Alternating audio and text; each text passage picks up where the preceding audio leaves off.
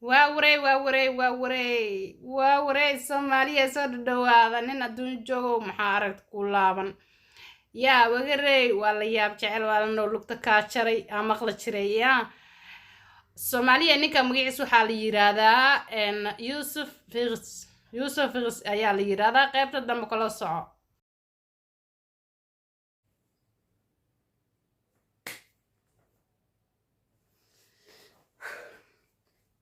السلام عليكم ورحمة الله وبركاته وأنا إذن سلام يا أصحاب قالية دليا دبد مالو البوجوكتان إلى هذون كما صدقنا كنا صدقنا وولاشين سنة بلغ ما سنة الصومالي مركزية مقال صور دوار أصحاب قالية هداني جو صبت هاي channel كسبسكرايب صار فيديو لايك صار سي شير جري سي كومنت جري رأيك هوسنا جلا وضاك إن هل هي الدعوة سنة وهي سنة الصومالي channel أصحاب قالية أمانت وحنا إذن وضاك قصة عالم كسان أوجل شيء أم كده هو رجع قارتي بإلهي إنما تستغفر الله العظيم تنوع سكفت لكن ما أنت هرت إدجست كرسي جن ساقط حلقة برتن صاف الدستين بسومالي هرت صاف الدست ما أنت دقين فرق محا أنا ربعنا كشيكي وإذن كياب الدنيا أنا ويابه هي إذن كنا إلى ياب نين الدنيا جو محا أردت كلامن يا nin adduun joogo maxaa aragti ku laaban walaa wax la sheegay oo nin adduun joogo maxaa aragti ku laaban la dhahay sheeka aniga aan arkay maanta markaan diyaarinay kan buuxo kafeeyaan cabay meel uu iga maray kaale adin la sheeg waxaan ku dhahay subxaanaka yaa adiim marka war iyo dhammaantiisa yaanba warka idinka badin horta intaan warka sii guda galeen intaan sawirka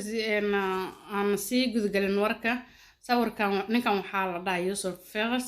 gabartiisana waxaa la dhahaa Elizabeth sheekadana ayaga ayay ka socotaa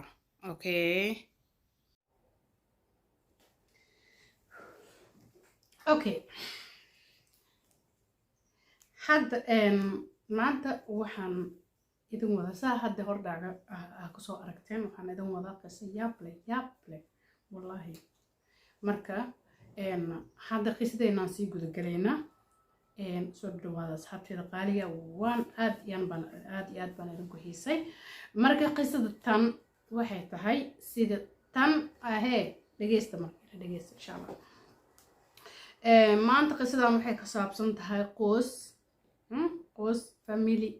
familigaas waxaa la dhahaa reer Yusuf Fiqs wuxuu ahaa haddii hogo yar aan idan kormaro taariikh nololeediisa Yusuf Fiqs wuxuu dhashay 1935 wuxuu ku dhashay magaalo la yiraahdo Amstetten kutaala Osteri reer Osteri magaaladaas waa u baahanahay Amstetten magaalo la dhahayo Osteri ku taalo ayuu ku dhashay halka ayuu ku koray halkaasna ayuu ka nool yahay ilaa hadda meeshaasna ayaan u dhashay ayuu u dhashay Osteri waa reer Osteri muhiimad wuuna yahay wuuna ku dhashay waana ku koray waana ku nool yahay anta markaan ka soo goobno Yusuf yaraantiisa wuxuu galay dagaalkii Zweite Weltkrieg waxaa la dhahaa dagaalkii labaad adduunka isagoo 10 jir ayaa meesha ku jiray haddaan ka gudubno wixii ka dambeeyay dagaalkaas wixii ka dambeeyay wuu ka soo baxay wuxuu galay iskuulkaas ilaa heer dugsiga sare ayuu dhiganayay Yusuf hadda waa 86 jir waay saacadan waa 86 jir marka markii oo dugsiga sare uu dhameeyay wuxuu bartay xirfad gacanta Ausbildung xirfad gacmeed ayuu bartay maxay ahayd electric technique ayuu bartay electric technique dadka ka seen waxa waaye sida oo maartay korontada alaabaha qalabka waxyaabaha la isku xirxiraayo waa sida intaas ayuu bartay si fiican ayuu u bartay waxbarashadiisa iskuulkana waxay ahayd la dhahay ardayga ugu fiican marka haddana xirfadiisa uu bartayna maasha allah uu ahay kadib 73 mar ayuu waxa ku guuleystaa la dhahay imtixaamaadkan oo technologyda markii oo yani qof imtixaan maaragtay waxyaabo oo la kari waayay asiga ayuu sameyn jiray ilaa 73 mar waa guushiis ugu sareyso okay markaan kusoo gudubno intaas wuxuu ahay nin lacag leh oo haddana uu leeyahay waa nin lacag leh milyomaad waay lacagtiisa waxaa laga qiyaasaa lagu dhahay 2.2 milyan oo kale ayaa lacagtiisa lagu qiyaasaa okay antaa markaan kusoo gudubno Yusuf wixii ka dambeeyay maxaa la horta 6 October 1967 sheekadiisa bilaawday indhaha faray sheekadii bilaawday 1967 wuxuu kufsaday naagay istilaayeen oo abaar isbarbarteen abaar iswadwadaayeen ayuu dhulka la galay naagtii u barkaystay mafahantay naagtii kiiskiisa koowaad waya naagtu markuu kufsaday kadib waa la xiray waa la xukumay waxaa lagu xukumay sanad iyo 8 bilood may astaghfirullah 18 bilood waa sanad iyo bar ayaa maaragtay xabsi la geliyay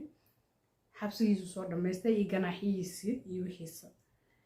halka markii uu xabsiga ka soo baxay kadib waxay isbarteen naag magaceeda la yiraahdo Rosemary isbarteen Rosemary saaxiib noqdeen Rosemary maaragtay markii dambe isguursadeen okay kufsigii qalqalka ahay kadib sijinkii kadib xaraga markuu kasoo baxay Rosemary ayuu guursaday Rosemary waxay u dhashay 2 caruur wiil iyo gabar okay marka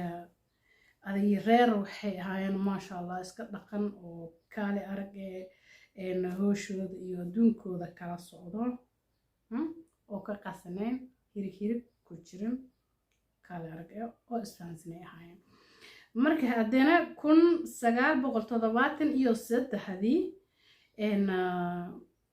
1973 wuxuu iibsaday meel oo la dhahayo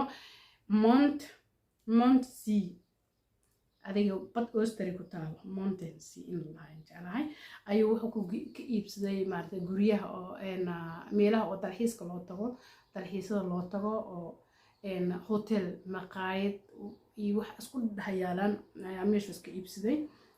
meeshii maartay maqaayadooda iyo adduunkooda ay ka bursanayeen nolol maalmeedooda iyo dakhligooda iyo raaxadooda iyo baashalkooda ay ku jireen halka asxaab badan uu lahaa ninka markaas waayo karaamadiis weli way joogtay okay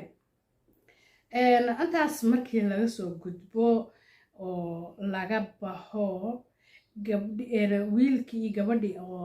Rosemary dhashay asiga uu aabbu ahaa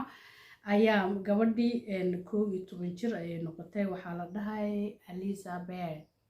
okay Elizabeth ayaa la dhahay Elizabeth first de waa abaheeda 11 jir gabadhaas markii ahayd ninkan waxaa la dhahay gabadhii ilfaha u qaad iska dareemi kartin de uu farxumeeyay gabadhiisa marka gabadhii markuu oo saas u galay 11 jirka ahayd wixii ka dambeeyay nolosheeda way isbedeshay gabadha waxay isku bedeshay balwad inay yeelato waayo waxay noqotay qof oo maskaxiyan caafimaad u qabin caafimaad kalena maahan de waxay dhibsatay dhanka waa iska dareemi kartin soo maaha marka gabadhii waxay bilowday inay sigaar cabto waxay bilowday inay maaragtay balwad kale isticmaasho waxyaabo qamri iyo balaayo oo dhan gabdhihii asxaabteeda ahaayeen oo iskuulka isla dhigi jireen waxay u sheekaysay inay arrintaas dhacday oo mararka qaarkoodana ay imaanayso weli iska sii socdo kiiskeeda. Okay, tii ayadoo laga yaaban yahay oo 11 jirkeeda gabadha saas loo galay waa arrin culus waaya, muujiso waay, subxaanaka yaa cadiim. Okay, 11 jirkeeda ilaa 16 jirkeeda mar walba wuu soo salaamay aabo, wuu soo salaamay gabadhiisa. Marka gabadhan way u adkeysan weysay sheekadii, waxay bilowday orod. 16 jir markay ahayd ayay guri ka carartay, gebi ahaanba zag siisay, warqaday qortay, wayna dhuumatay, qadkay ka baxday. Gabadhii dhowr week kadib waa la soo celiyey, waa la balaqay boolis, nin lacag haysto oo dadka dhan u shaqeynaya dhabaa la soo sii, guriga lagu soo celi, iyadana wixii maba sheegin. Okay, marka gabadhii gurigii say u joogtay maxaa la dhahay siga aweelo wixii ka dambeeyay 16 jirkeeda wixii ka dambeeyay wuxuu bilaabaa la dhahay guriga asaga uu deganayo hoostiisa ayuu wuxuu ku sameeyay kala luqada Jarmalkan aaday hoos dhulka hoostiisa guriga dhisay, guriga uu isaga degan yahay hoostiisa dhulka ayuu guri kale ku sii dhisay oo 5 boqol ku dhisay. Okay, joog male jaag male. gurigaas markii la dhisay oo la dhameeyay gabadhii oo 18 jir ah ayuu halkaas ku hareystay, uu haray mafantay dhub. la hawla wala quwwata illa billah. marka 18 jir iyadoo halkaas ka haray. marka taariikhda waxay ahayd 1984 ayuu godka la galay mafantay. godka waxay ku jirtay ilaa 1984 meesha ka horeeyay, waxay ku jirtay ilaa 2008kii godkaas ayuu ku haystay. godkii ayay ku jirtay, way daboolneed, halkaasay ku jirtay, halkaasayna hoosheeda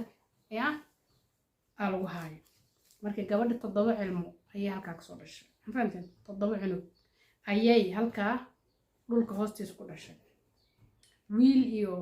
iyo maxaa la dhahay hal wiilaa ka dhintay, anta kale waxaa la dhahay soo 3 bilood uu dhintay wiilka, anta kale way soo koreen. saddexdii ilmihii hore markay dhalaysay da'dii u horeysay tii labaad iyo tii saddexaad waxaa la dhahay warqad qor, ilmahan waxaa la geynaa hooyadaada loo geynaa guriga. markay gabadha hoose degan tahay hooyadana koray degan tahay. hooyadii afkii baa joogda gabay, ma hadlayso, ma aqaan, I don't know, ilaa hadda ma ogeyn taas jawaab uma hayo sababta gabadheeda hoos ku jirto ay u dhahayso ma arkin, oo ninkaana oo meesha u tagaayo kaynano. marka waxaan u malay kolley amayba ka tashteen ba isdeen degule reerku waa BBAsin yahay oo waan haysanayo bal yaana dhaafinay sheekada dhahalkeena yaa la qaybsanay ama isdheheen ma aqaanay. kolley taas ayaa dhacday. ilmihii waaweynaayay marka oo markaas oo la dhalay kor ayaa la geynay, hooyadii ayaa haynaysay, hooyadii ayaa maaragtay halkaa ku haysay, iyadana intii kale ayay meesha ku haysaa. yaa rasuulallah, mucjiso waay wallahi, no wallahi mucjiso waay. marka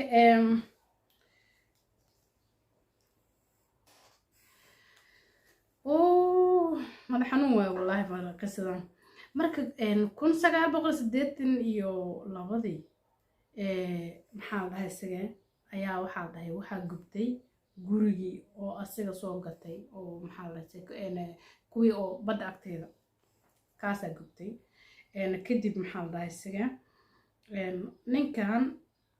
mar walba ma laga dareemi jiraa maala horta waxyaabaha foosha xumo asaga sameynaya. kadib dariska waxay sheegeen isaga inuu dili jiray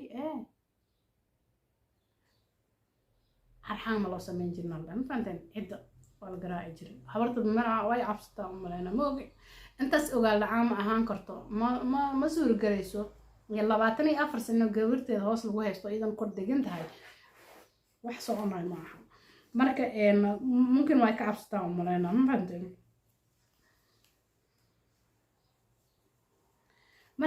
markii ahayd 1998kii waxaa la dhahay ninkan Yusuf wuu saafiray wuxuu u saafiray Thailand asiga iyo saaxiibkiisa ayaa Thailand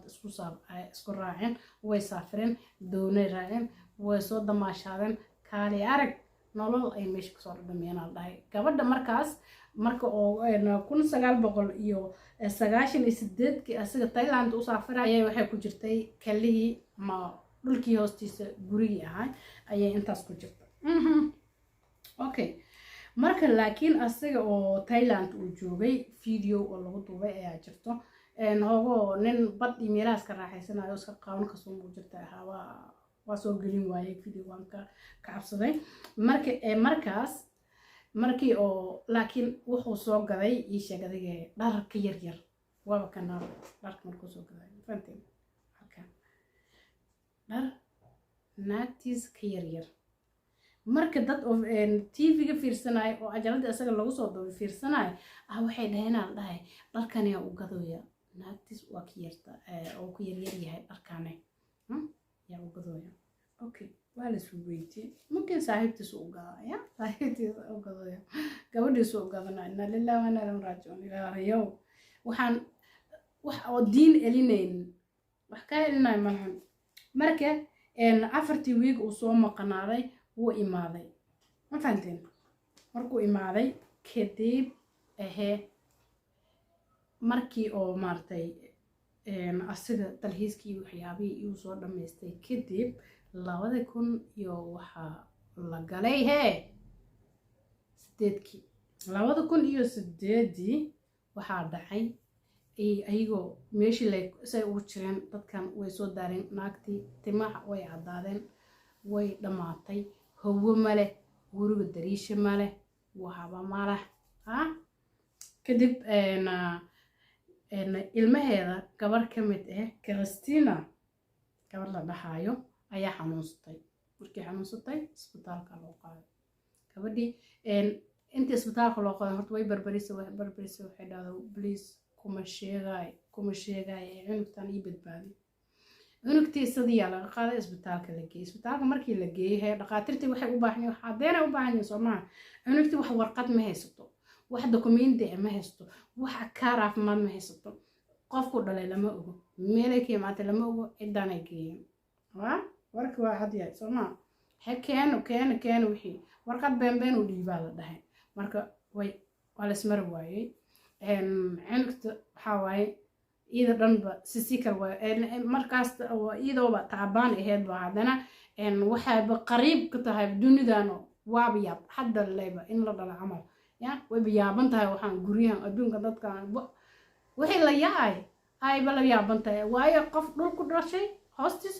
hostis ku soo koray weligiis hooyadiis iyo aabiis wax kale arkin waa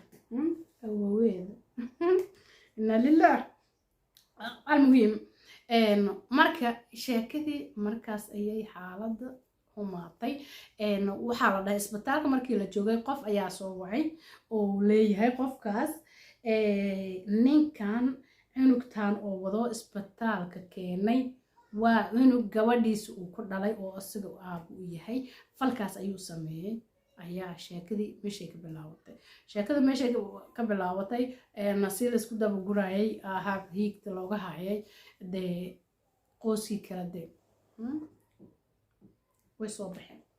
soo baxeen godkay soo baxeen gabadhii halkiyaa laga daaweeyey sheekadii bulay dhahday anta kaamera balaayo booliis adduunya ahay wad u jeedin muhiim arrintu waxay noqotay wax weligeeda la arkin dariskii ay yaabeen qof walba ay yaabay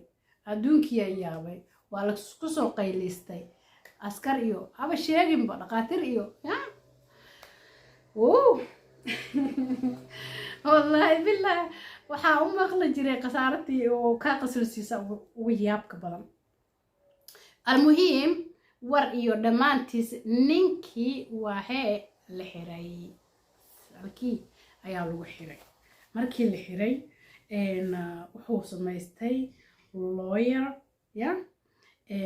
lawyer uu samaystay horta habartii macaska ahayd keligeeda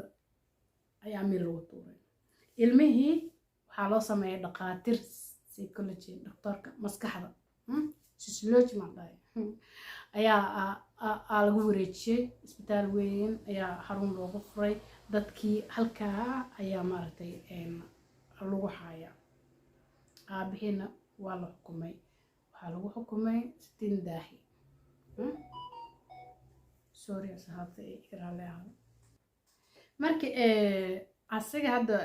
wuxuu u doodaya ama waxaysta lawyer la dhahay Rudolph maxaa hayto Rudolph Maya lawyerkaas ayaa u doodaa kana u dooday infaanteen marka gabadhii oo la dhahay Elizabeth had waa 51 jir iyadii caruurteeda waxay ku nool yihiin barwaaqo bashbash way guursatay 2016 sida la sheegayo ayay guursatay waxayna ku nooshay meter u jirto magaalada Amsterdam la dhahay meel u jirto ayaa ay degan tahay hasi ahaatee wali laguma kalsoono waxa la dhahay ma aqaan qofkii soo ood soo jabsanayeen guriyeeda waxa lagu dhahay markii oo saan dawladda ilaa farax ku heysay kaamirooyin iyo adduunyo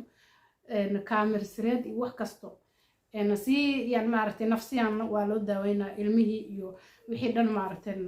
maskaxiyan caafimaad ma qaban banaanka markii la keenay aan dhahay oo banaankii ay arkeen laakiin gabadha banaanka way taqaanay ilmihii dhan banaanka la keenay wayba yaabeenba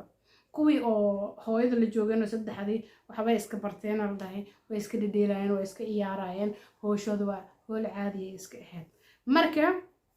dhibaatadaas ayaa ku dhacday familkaas ninkaas hadda ilaa hadda uu xiran yahay laakiin markiisa horeba ayaa habsi daa'im lagu xukumay hadda waqti oo la dhahay maba la joogaa u maleena dambiga waa laga cafina waayo qof dambi laga cafin kara maba ahanba 7 cunug 7 ilmo gabadhiisa oo asaga halaash ee ninku dhalay subxaanallah